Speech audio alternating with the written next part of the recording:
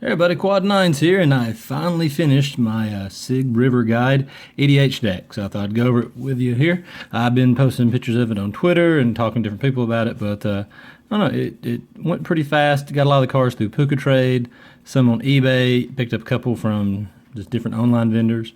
But anyway, let's get going. So Sygg River Guide is my general. He is 2/2 for 2, 1 white, 1 blue, has Island Walk.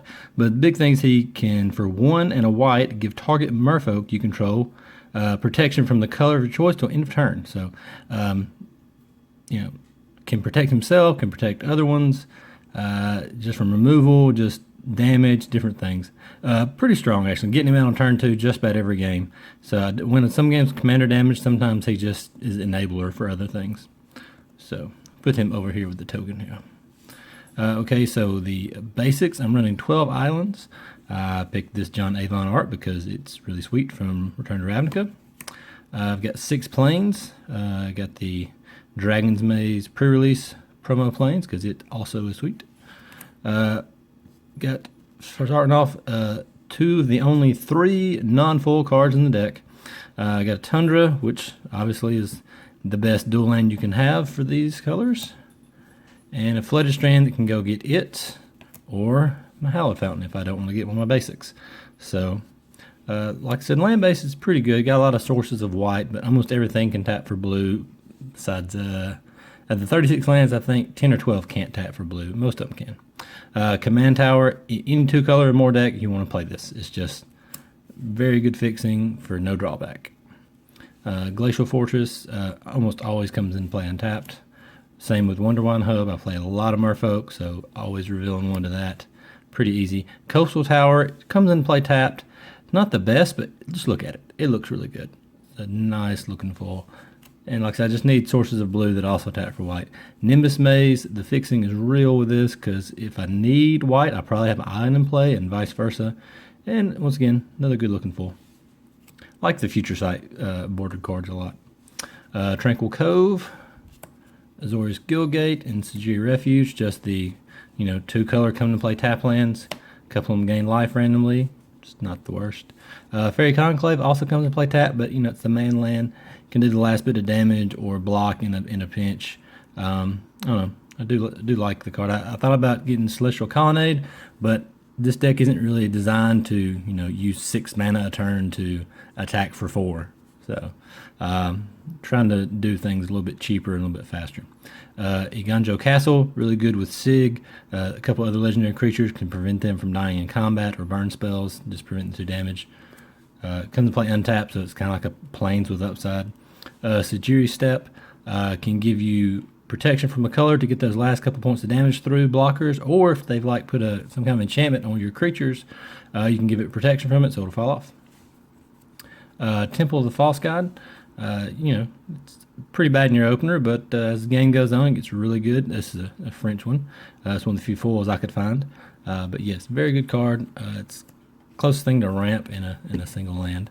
Evolving Wilds, I got the Dark Ascension art because, Thalia flavor text.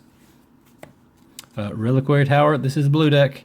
Have a lot of ways to draw on cards and don't have to discard, so always need to have a Reliquary Tower. Moorland Haunt is one of the reasons I don't mind trading creatures early in the game because if I get this in play, I can make use of them later, getting flyers to help with, like I said, last bit of damage or block. On the artifacts, not many, but they're all pretty important. Soul Ring, I have played decks without Soul Ring in Commander just because I flavor-wise didn't have any artifacts or something, but generally you should just always play Soul Ring.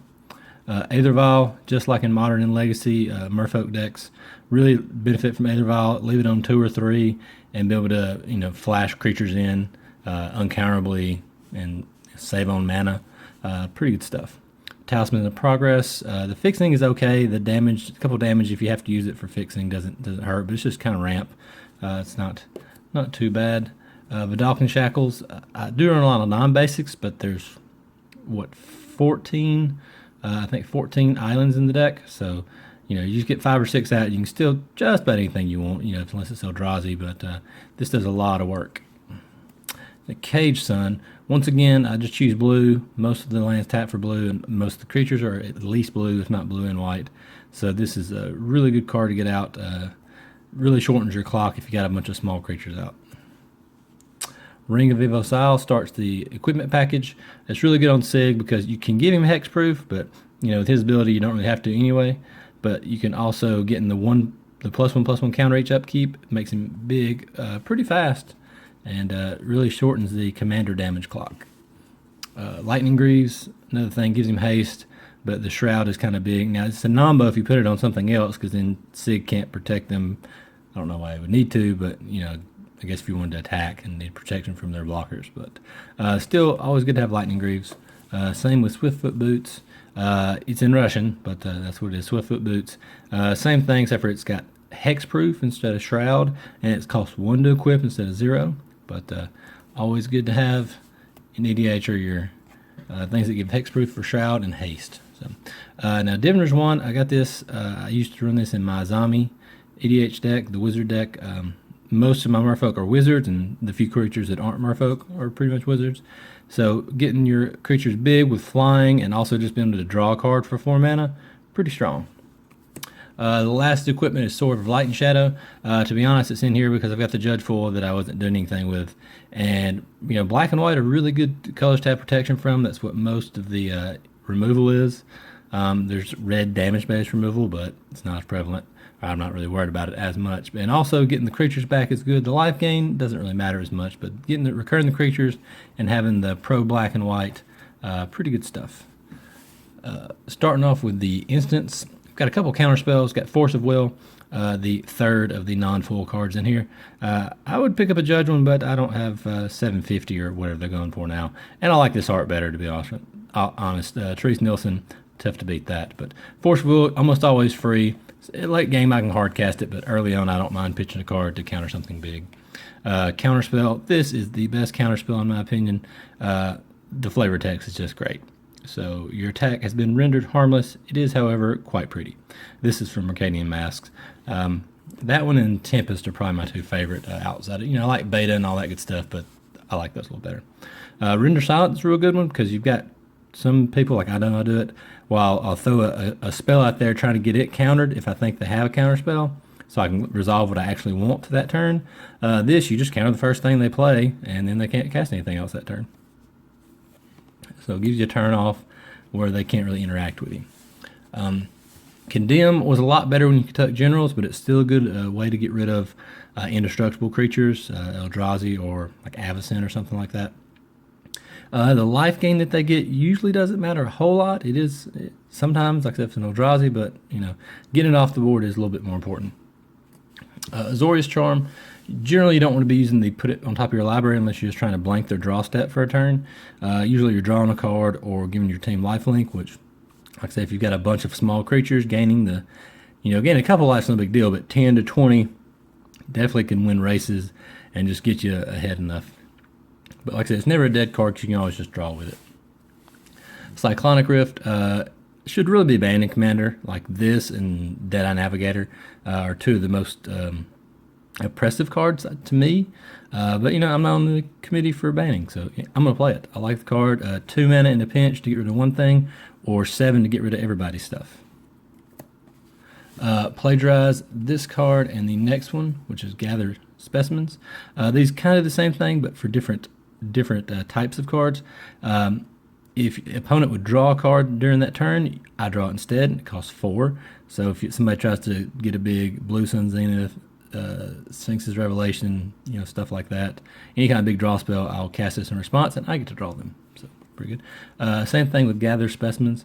If somehow they're trying to put a bunch of creatures into play, whether it be tokens, their general, or it kind of counters a big Genesis Wave, because they can either, if they cast the creatures hit off Genesis Wave, I get them, or they can just exile them. Either way, I'm getting rid of a lot of cards or getting control of a lot of cards, and I'm okay with either one. It is 6, but it's a really sweet card in multiplayer. Okay, Sorceries, got Summon the School.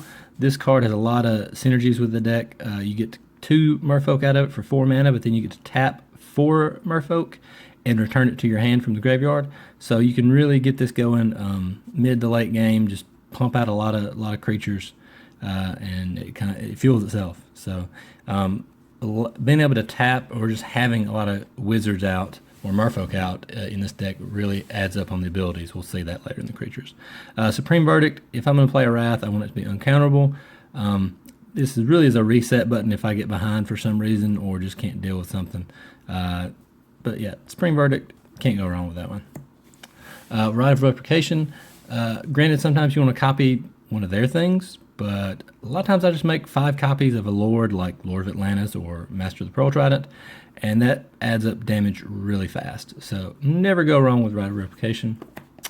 Time Warp, play a couple the Time Walk effects. Temporal Mastery and Time Warp both do kind of the same thing. So yeah, sometimes you just need that one extra turn, whether it be for another draw step or to, be able to, if they kind of overcommitted and you can get in there twice with combat, you can finish the game. On the enchantments, one of the best ones in any Merfolk tribal deck, Marrow Commerce. At the end of your turn, untap all Merfolk you control. So many ways this works for you. You can tap them for abilities or attack in, like with Island Walk, and then they untap in their own defense. Spreading Seas, like I said, being able to give somebody an island so your Island Walk is relevant. It's very big. Also, it just draws a card, so never bad.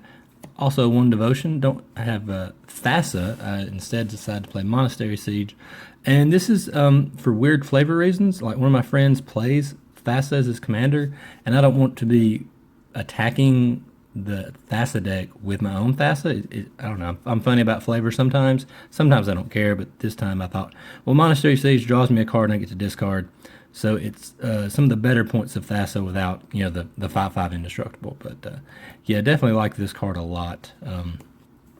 It comes out early and just helps you as the game goes on. Still the Godhead. You should probably play this in any white-blue deck.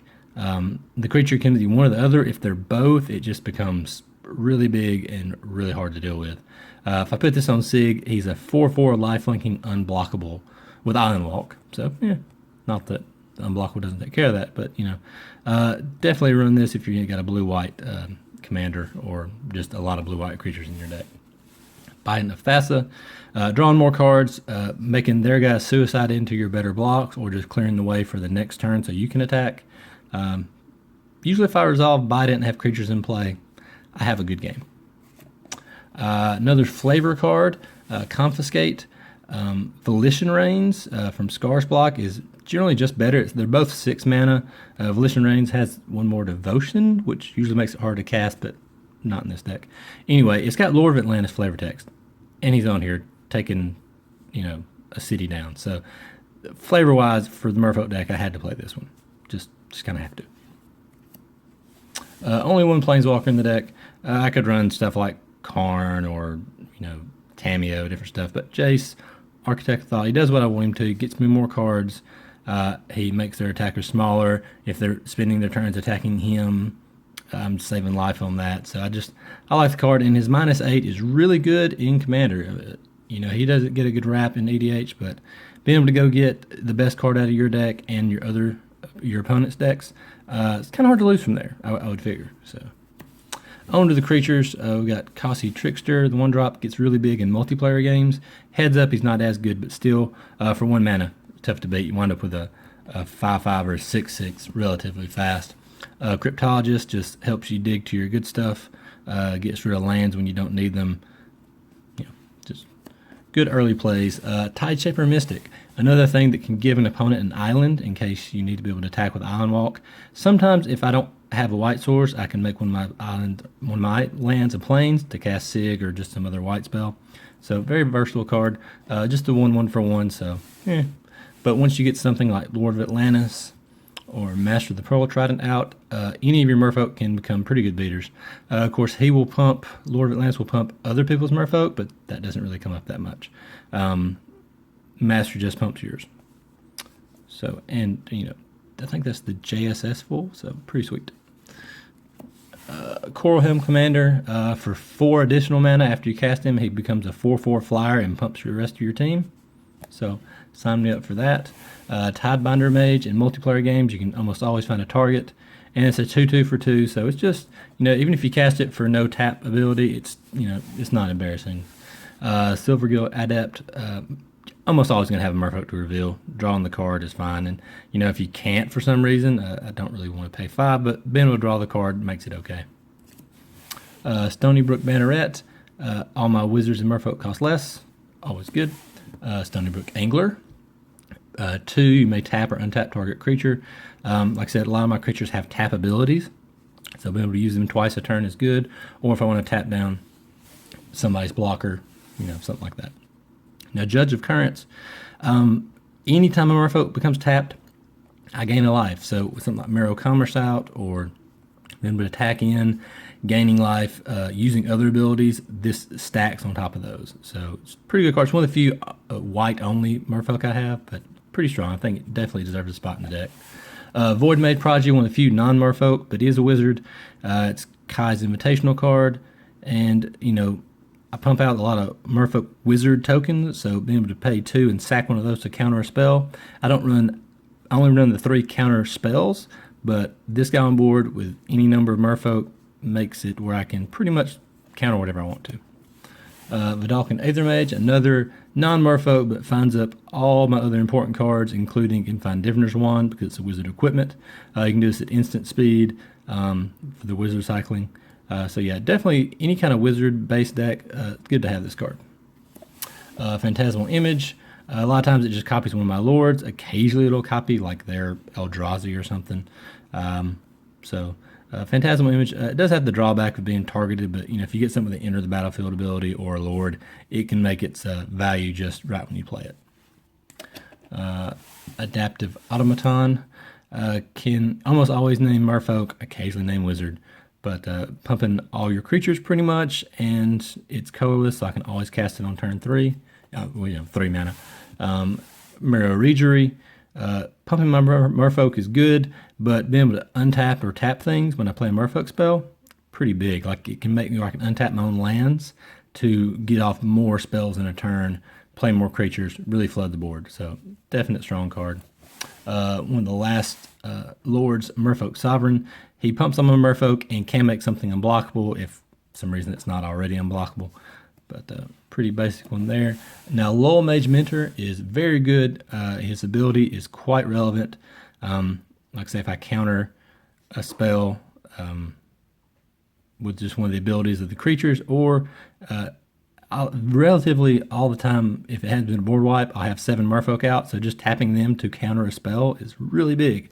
And then you get another Merfolk on top of that. So it kind of snowballs. If he stays unchecked for a while, it's going to be real hard to resolve anything. Sigil Tracer, another thing where if I have a couple wizards in play, I can, like, people don't want to point their kill spells towards my guys because I can copy them and point them back at one of their guys.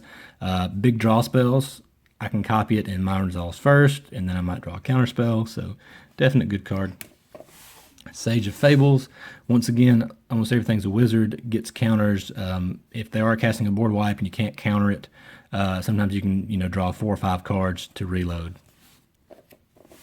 Razorfin Abolisher, honestly, this is kind of for one of my friends that has a Marith deck, and he has a bunch of counters running around, so being able to bounce those back to his hand is kind of big.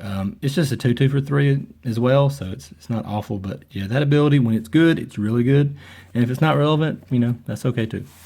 Drowner of Secrets, once again, you can tap a Merfolk for no mana, so being able to do that sometimes causes other abilities to trigger. So having this out, the mill is kind of incidental. However, if, like, say they tutor for something, put it on top, you just mill it away. It's pretty good in EDH. And it's a 1/3 for 3, so decent size toughness.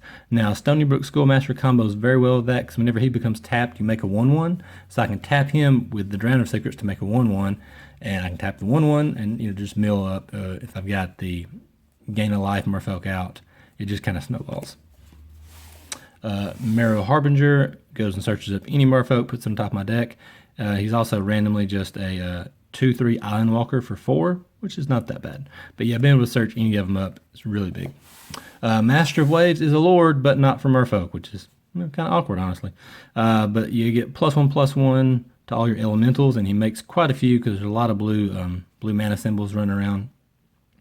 I have a couple ways of keeping the elemental tokens around once he dies. Like if I played this guy and then played Adaptive Automaton or Cage Sun, they would stick around. If I named elemental, or like I said, to have blue for the Cage Sun, they would stick around even after he dies. Fallow Sage, whenever it becomes tap, draw a card. This will stack with, like, say, a Zami. I am playing a Zami, see here in a second.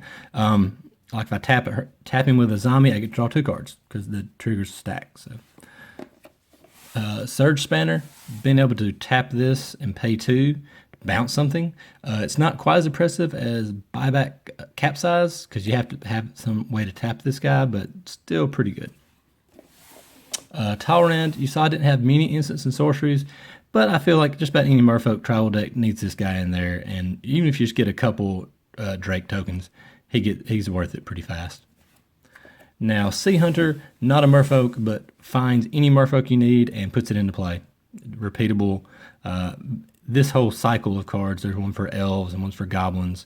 But yeah, if you're in a kind of tribal deck, you need to find the corresponding one of these. Metamorph, it's just what you want it to be. You know, most of the time it's a Soul Ring early game, or might copy a really troublesome creature, or good enter the battlefield ability. Afara triggers all the time because I'm constantly casting creatures, making tokens, so drawing a lot of cards off her. She does turn on sometimes, which actually isn't always good because she's easier to deal with when she's in creature form. But yeah, drawing a lot of cards with this one. Azami, like I said, I've got a lot of wizards, so being able to tap them to draw cards. This deck isn't impressive as my just Azami deck I have. It's more casual, a little bit more fun, but I'd be silly not to play this card with all the wizards in the deck. And last is Wonderwine Prophets. Just read this card for a second. You champion a Merfolk, which, you know, I always have something to sack or put away. But whenever this deals damage, if I sack a Merfolk, I take an extra turn. As you saw, I have many, many ways of making tokens. So get this guy in there with Island Walk, sack a guy, take a turn. Hit him, sack a guy, make a turn. And he's a 4/4, so he does significant damage, and it would take a couple extra turns. You really can get kind of like a soft lock on him. But anyway, that's the deck. If you have any, like I said, this isn't the most competitive brew ever, but I thought it'd be real synergistic and pretty fun. And I had a good time picking up all the foils for the deck. So anyway, if you have any comments, please leave them below. Thanks for watching.